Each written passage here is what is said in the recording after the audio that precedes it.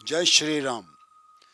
इस समय भारतवर्ष 500 वर्ष के इंतजार के बाद हर्ष से झूल रहा है। इस अवसर पर मैं भगवान राम के चमत्कार के बारे में, भगवान राम के अस्तित्व के बारे में, भगवान राम के महानता के बारे में आपको बताने जा रहा हूँ। मुझे विश्वास है कि आप पूरा ध्यान से सुनेंगे। रामायण काल में एक काकभुशुंडी नामक कौवा होता था। कहते हैं कि भगवान शिव ने सर्वप्रथम रामायण माता पार्वती को सुनाई थी। तो उस समय ये कौवा एक पेड़ पर बैठा हुआ था, इसने भी उस रामायण को सुन लिया था। तो ये भी कहते हैं कि ये जो काकभुशुंडी जी थे, ये त्रिकालदर्शी थे, ये भविष्य की घटनाओं को भी देख सकते थे और भविष्य का इनको पूरा पता होता था, इतने शक्तिशाली थे। तो ये इन्होंने वरदान भी मांगा था भगवान राम से कि भाई ये बाल्यकाल में 4-5 साल तक भगवान राम के साथ बाल्यकाल में खेलेंगे। तो जिस समय मशहूर धारावाहिक रामायण जो रामानंद सागर जी ने बनाया है, उसकी शूटिंग में एक बार बाल्यकाल में भगवान राम को दिखाना था। तो उस सीन के लिए कौवों की ज़रूरत थी। तो रामानंद सागर जी ने अपने यूनिट्स के सभी मेंबर्स को कहा कि कौवे पकड़ो। तो सारा दिन कोशिश करने के बाद रात को 12 बजे उन्होंने 4 कौवे पकड़े और उन चारों कौवों को उन्होंने एल्युमिनियम की जंजीर से बांध दिया ताकि ना उड़ें।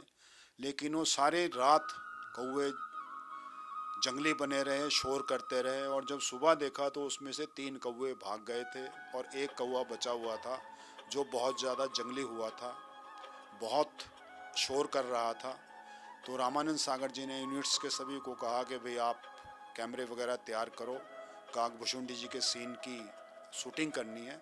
इस सीन में भगवान राम को बाल्यकाल में दिखाया था, खाना खाते दिखाना था और कौवा उनके साथ खेलते हुए दिखाया जाना था। तो कहते हैं कि रामानंद सागर जी उस जंगली हो रहे कौवे के पास गए और उन्होंने बड़े आदर से, बड़े श्रद्धा से उसके सामने नमन किया और कहा, हे काकभुशुंडी जी महाराज, मुझे भगवान राम के बाल्यकाल की शूटिंग के लिए आपकी सहायता की आवश्यकता है। और उन्होंने हाथ जोड़ दिए।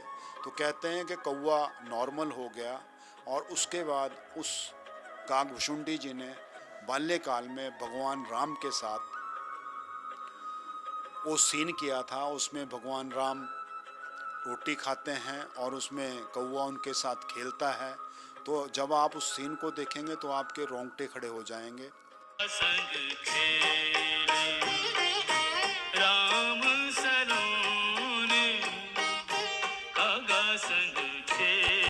तो इन काकभुशुंडी जी को भगवान राम पर शक भी हो गया था, क्योंकि जब इन्होंने उनकी रोटी का टुकड़ा छीना तो भगवान राम बच्चों की तरह रोने लग गए। तो अल्प ज्ञान की वजह से, जैसा कि आजकल 2 नेताओं को भी इस देश के अल्प ज्ञान हो गया है, अब उनकी अज्ञानता है कि यूपी और महाराष्ट्र के कुछ नेता अपनी नेतागिरी चमकाने के लिए भगवान राम को भला बुरा कहते हैं और ये उनकी अज्ञानता है। ठीक ऐसी ही अज्ञानता काकभुशुंडी जी में भी आई थी कि वे भगवान थोड़ी है, ये बच्चा है जो इतना रो रहा, और वो कौवे और रोटी का टुकड़ा लेकर आसमान में उड़ गए। तो पीछे पीछे जब उन्होंने भगवान को देखा, तीनों लोक में भगवान भी उनके पीछे पीछे चले हुए थे।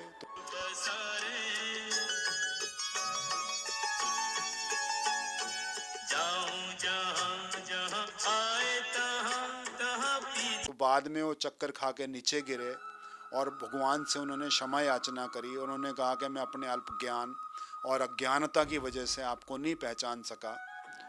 तो भगवान ने उनको आशीर्वाद दिया था और आशीर्वाद में उन्होंने भगवान के प्यार को और भगवान के सानिध्य को मांगा था। भगवान ने कहा था कि आप बहुत बुद्धिमान हैं और मैं आपको आशीर्वाद देता हूं कि हमेशा आप मेरे भक्त बने रहेंगे और मेरे साथ रहेंगे। ऐसा ही अल्प ज्ञान और ज्ञानता भगवान गरुड़ को भी हो गई थी, जो इनका वाहन है।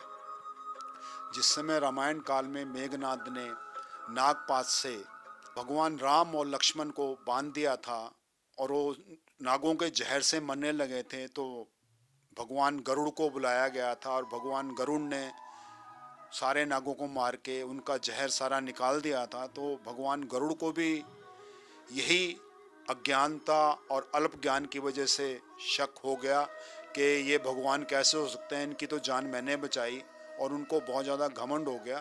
तो इस घमंड के बारे में भगवान शिव को पता चला। जब भगवान शिव के पास भगवान गरुड़ गए तो उन्होंने उनका घमंड दूर करने के लिए उन्हें कहा कि इस दुनिया में जो सबसे ज़्यादा त्रिकालदर्शी है और विद्वान है वो काकभुजुंडी जी हैं, आप उनके पास जाओ और वो आपको भगवान राम के बारे में और उनकी महानता के बारे में बताएंगे। तो कहते हैं कि जो भगवान गरुड़ हैं वो तो पक्षियों के राजा होते हैं, और जो कौवा होता है उसको निकृष्ट गंदा माना जाता है। तो भगवान शिव ने काकभुजुंडी जी के पास भगवान गरुड़ को इसीलिए भेजा था कि उनका घमंड टूट जाए और वो एक छोटे से पक्षी से ज्ञान अर्जित करें। तो काकभुजुंडी जी ने वो पूरी कथा सुनाई थी कि उनको भी एक बार भगवान की लीला में इतने बह गए, उनको भी वो चीज़ अज्ञानता की वजह से वो भगवान की वैल्यू को समझ नहीं सके और उन्होंने उसको साधारण बच्चा समझ लिया था। लेकिन जब भगवान ने अपनी शक्ति दिखाई तो वो उनके नेत्र चक्षु खुल गए। तो इस टाइप से आप भगवान की आराधना करें, उनका नाम जपें। 22 जनवरी को बहुत ही हर्षोल्लास का दिन है, भजन कीर्तन करें और आपसे यही उम्मीद है। जय श्री राम।